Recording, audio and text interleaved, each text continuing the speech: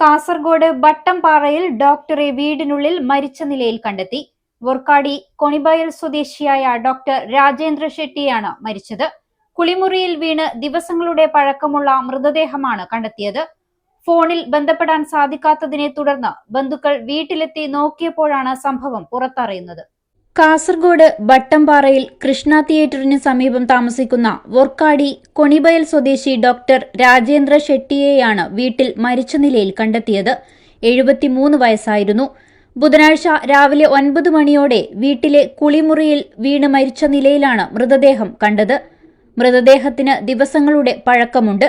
കഴിഞ്ഞ 16 വർഷമായി ബട്ടംപാറയിലെ വീട്ടിൽ ഒറ്റയ്ക്കായിരുന്നു ഇദ്ദേഹത്തിന്റെ താമസം. ഫോണിൽ വിളിച്ചിട്ട് കിട്ടാത്തതിനെ തുടർന്ന് ബന്ധുക്കൾ വീട്ടിലെത്തി നോക്കിയപ്പോഴാണ് ഡോക്ടറെ മരിച്ച നിലയിൽ കണ്ടത്. വിവരമറിഞ്ഞ് കാസർഗോഡ് ടൗൺ പോലീസ് സ്ഥലത്തെത്തി ഇൻക്വസ്റ്റ് നടപടികൾ പൂർത്തിയാക്കി. തുടർന്ന് മൃതദേഹം കാസർഗോഡ് ജനറൽ ആശുപത്രി മോർച്ചറിയിലേക്ക് മാറ്റി. സംസ്കാരം പള്ളം പൊതുശ്മശാനത്തിൽ നടക്കും. കാസർഗോഡ് കിംസ്, ചെങ്കള EK നയനാർ സഹകരണ ആശുപത്രി എന്നിവിടങ്ങളിൽ സേവനമനുഷ്ഠിച്ചിരുന്ന ഡോക്ടർ രാജേന്ദ്ര ഷെട്ടി കഴിഞ്ഞ 2 വർഷമായി വിശ്രമ ജീവിതത്തിലായിരുന്നു. അവിവാഹിതനായ ഇദ്ദേഹം പരേതരായ സീതാരാമ ഷെട്ടിയുടെയും സുന്ദരി ഷെട്ടിയുടെയും മകനാണ്.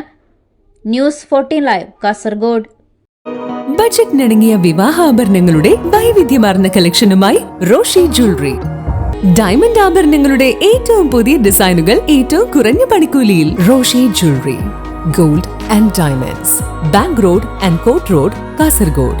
ഫോrever shine.